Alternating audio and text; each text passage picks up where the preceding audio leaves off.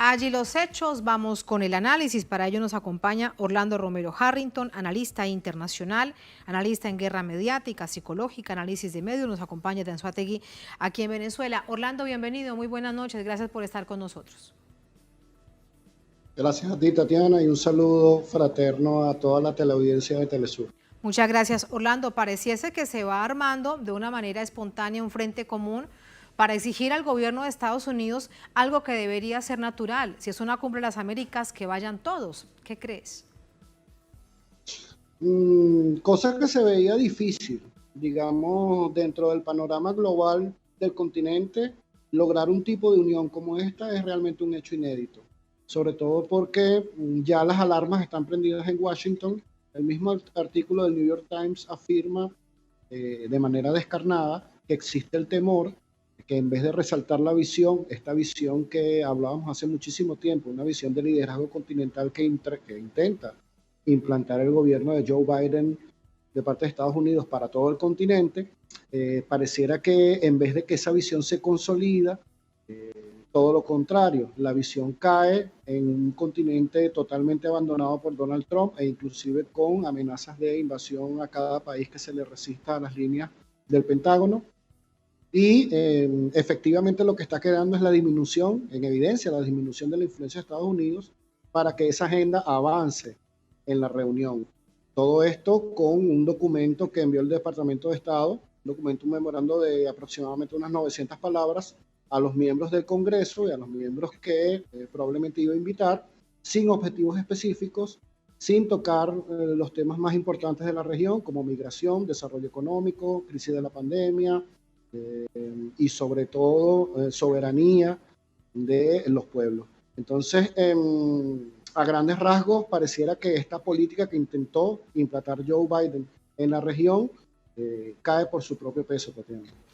¿Será que va hacia el fracaso esta cumbre con todo el show que se intenta montar, nada más y nada menos que en Los Ángeles, en Hollywood, en California, en Estados Unidos, todo este show que intentan montar? ¿Será que poco a poco se les va diluyendo? Bueno que lo dices, porque precisamente en el lugar geográfico en donde se va a realizar existe una gran cantidad de población mexicana y población sudamericana. Entonces, a todas luces parece un fallo político garrafal la intención de Brian Nichols, el subsecretario de Departamento de Estado de Estados Unidos para el hemisferio occidental, fallo garrafal, las pretensiones de no invitar a algunos países por no tener condiciones democráticas según el documento. Resulta que para la política interna de Estados Unidos esta falla garrafal puede significar un avance y una ola demoledora sobre las intenciones de los demócratas de conservar el poder.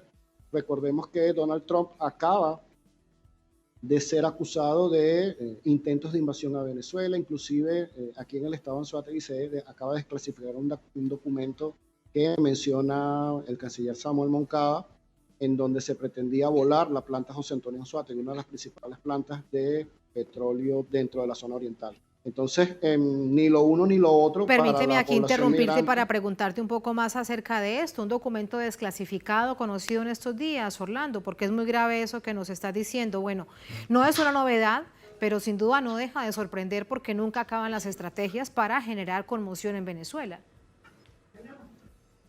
Sí, el problema que se ha presentado en estos momentos a nivel de política internacional es ese documento que acaba de desclasificar el canciller Samuel Moncada, en donde hay declaraciones de un alto funcionario, importante funcionario del gobierno norteamericano, en donde se afirma que en las reuniones que se realizaban en el Pentágono, la intención era volar la refinería de petróleo José Antonio Anzoátegui, que está situada precisamente en este estado. No solamente eso, sino que en esas reuniones en donde intervenían diversos funcionarios del gobierno norteamericano, así como funcionarios del servicio secreto, funcionarios de la CIA, funcionarios del ejército y también algunos generales, se planteaban todo tipo de acciones de terrorismo, de sabotaje y de estímulos para que la oposición venezolana tomara la rienda y tomara la batuta para liderar estas acciones. Todas estas acciones que se discutieron en esa mesa evidentemente fueron descartadas porque se suponía para la fecha, según lo que se desclasifica, que la intención era, o el resultado de esas acciones, era básicamente unir al pueblo venezolano bajo la figura del presidente Nicolás Maduro y provocar una guerra incesante contra el imperio norteamericano. Dada esta situación en Venezuela, se estima que la negativa de Estados Unidos de incluir a países como Venezuela, Cuba y Nicaragua en la Cumbre de las Américas simplemente significa una bofetada a los derechos humanos, pero sobre todo una bofetada a la soberanía y la independencia de estos países. No invitar a los países, como bien decías tú al principio, a una Cumbre de las Américas, que básicamente se trata de una reunión de, entre comillas, fraternidad y hermandad entre los países, deja al descubierto una intención colonialista de Estados Unidos y la visión que tanto se critica en este momento de América Latina como un patio trasero. Y la arrogancia misma de Estados Unidos que se expresa en esa decisión, a quién invita y a quién no, es que deberían estar todos. Esa no podría ser la discusión, pero lamentablemente detrás de eso hay un gran significado y hay un hecho simbólico. Por eso, para despedirte, Orlando, ¿para qué esta Cumbre de las Américas? ¿Para qué insistir en Cumbre de las Américas? Algunos países se mueren por ir, sin duda, para encontrarse con esta nación hegemónica, pero realmente, ¿qué le deja una Cumbre de las Américas a nuestro continente? En este momento pareciera que nada. Lo importante de esto sería analizar precisamente qué países van a ir, Tatiana.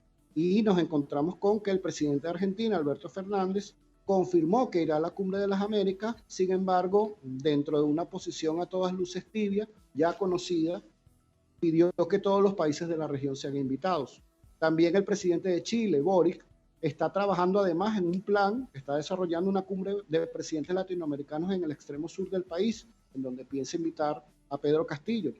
Y los detalles de esta reunión se van a dar en la Cumbre de las Américas. Por tanto, se estima que el presidente de Chile, Boric, asista. También se habla de que el presidente de Perú podría asistir y también se habla de una ligera variación dentro de las intenciones políticas de Pedro Castillo acerca del hecho. Sí, Entonces bueno, pero con respecto al... todo, claro, aquí también un paréntesis porque no estamos hablando de Perú, Orlando, pero para el caso específico del presidente Pedro Castillo, que tiene todo un sector de la extrema derecha y muchos otros en contra, que trata de gobernar contra la corriente, bueno, eso sí no es de extrañar que le manejen además sus decisiones contrarias acerca de la política exterior peruana. Bueno, si tenemos un presidente que se deja manejar a nivel de política exterior, pues es preocupante. También tendríamos que hablar de Duque. El Duque definitivamente va a ir a la Cumbre de las Américas y esto sitúa a estos países en un ostracismo en este momento diplomático, porque si bien es cierto que se está conformando un frente común con los presidentes de México, fíjate que incluso el presidente de Bolsonaro de Brasil, que de izquierdoso no tiene nada, acaba de decir que no va a asistir.